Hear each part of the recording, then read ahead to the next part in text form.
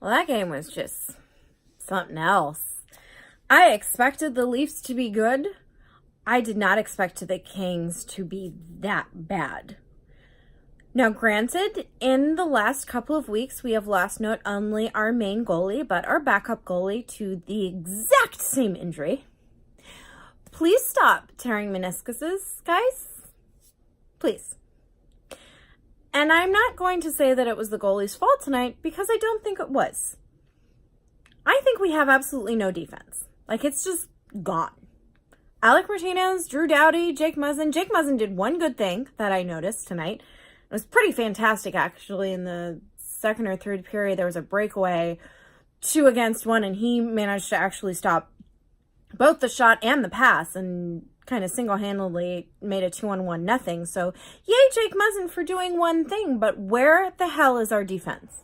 It's completely gone, and we cannot afford for our defense to be gone because we have no offense and have not had offense in a while. It was 1-0 against the Flames. 1-0, guys. How hard is that to get one freaking goal to go into overtime?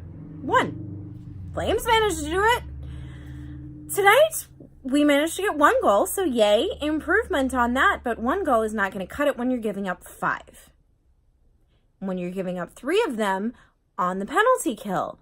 Wow, I knew our power play was bad, but the other special team is usually a strong point for us, and it just gone out the window. It was a terrible, terrible performance for the first 2 periods, and it's not that the third period was good, it was just better in the sense that there wasn't any bleeding, basically.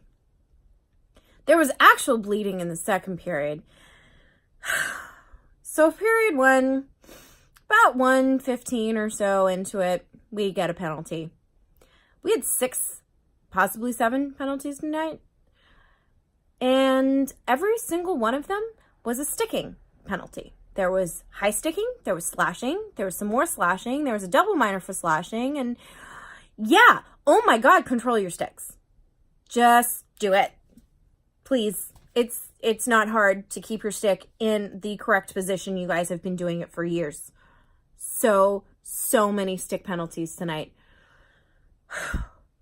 So the first one, unsurprisingly, goes badly. 2:42 into the period, and Tavares has put the Leafs up 1-0. And while I assumed that they were going to score a few goals, I didn't expect them to happen with such little resistance so early into the game. Because the second one came not too long after. That's because Pearson went to the box for also some slashing or high sticking. I really lost count of which one was which because the whole thing was just depressing. Super, super depressing. They had 6 shots on goal in the first 2 minutes and 42 seconds. Their goal was their 6th shot. The Kings had none. And then they had 9 shots on goal and 2 goals, and we still had none. It took until 9 minutes and 12 seconds for Clifford to get even the most remotely pathetic shot ever, but it was still a shot on goal, so yay, I guess. 9 minutes and 12 seconds, and we finally, I think that was the first time we even made it into our offensive zone to even try. And then we got a power play we did nothing with, because that's what we do on power plays. And then suddenly they were tripling us in shots. Like, we were at 4 and they were at 12. And we were at 5 and they were at 15. And then we got a goal. No idea how. It kind of slithered underneath the goalie's legs, and it didn't look like the greatest goal. But hey, we'll take it. Very greasy goal, whatever. I don't care. It was not reflective of play, the fact that we were 2-1 before the the first period was over. Because they ended up only doubling us on shots by the end of the first period instead of tripling us. Once we started to shoot, we did slightly better after that goal. But still, to say we left the first period 2-1, especially after we had another penalty kill at the end of it, because dear God, again, can't control her sticks, really was not reflective of how well the Kings were playing. That is to say, not at all. And then came the second period, and that's really when it all fell apart, and the score was much more accurate because there was a power play goal like a minute or so in, minute 12. And then there was a fourth goal at 4.5-ish minutes, and that's when Budaj left the crease. Always rough to see that happen to a goalie, and I'm not even necessarily going to put any of the goals on him, but there was no one really playing in front of him, and when you are down 4-1 against a team that is this good, you do anything to shake it up. It didn't work. So sorry, Cal Petersen, that this was your NHL debut. You're not going to get credited with the loss, but the first thing the Kings did to welcome this guy to the NHL was Iafallo took a double minor, and they scored in the first 100 seconds of that. So we still had 20 seconds left to kill the first minor, which means that we had 2 more minutes once they scored to keep playing hockey.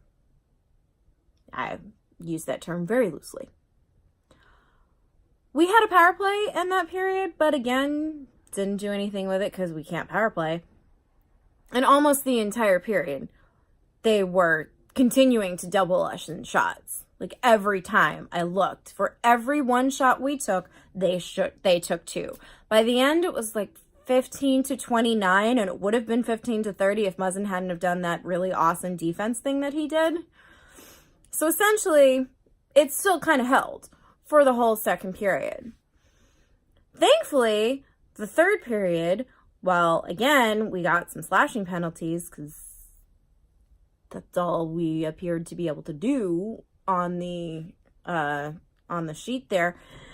The bleeding had stopped by that point. We were by no means good in the third period. But, the Leafs kind of took pity on us maybe a little bit. They still controlled the neutral zone because we have serious issues doing that. But, it was better-ish. Wasn't horrid. But by the time the 20 minutes were over, you wanted them to be over. At the 10 minute or so mark, I'm sitting there like, oh my God, we still have 10 minutes left of this torture. This is painful. So not the Kings' best game by any stretch of the imagination. Lots of things to work on when they go on their road trip. Their first game is in Chicago on Friday. Do you remember the days when the Kings and Chicago was one of the best games you had to watch? As much as I hated it at the time because I felt Chicago fans were very obnoxious about it, I kind of miss that. I would take that in a heartbeat over the quality of the game we're probably going to get on Friday, because Chicago's not that great either, and they were the other team that took out their coach. So yeah, I don't even have Chris Sutter to leave you with. I literally have nothing good to say about this game. It was just kind of a train wreck from beginning to end, and the best thing we can do with the game is forget it ever happened and move on. So in that spirit, we're moving on.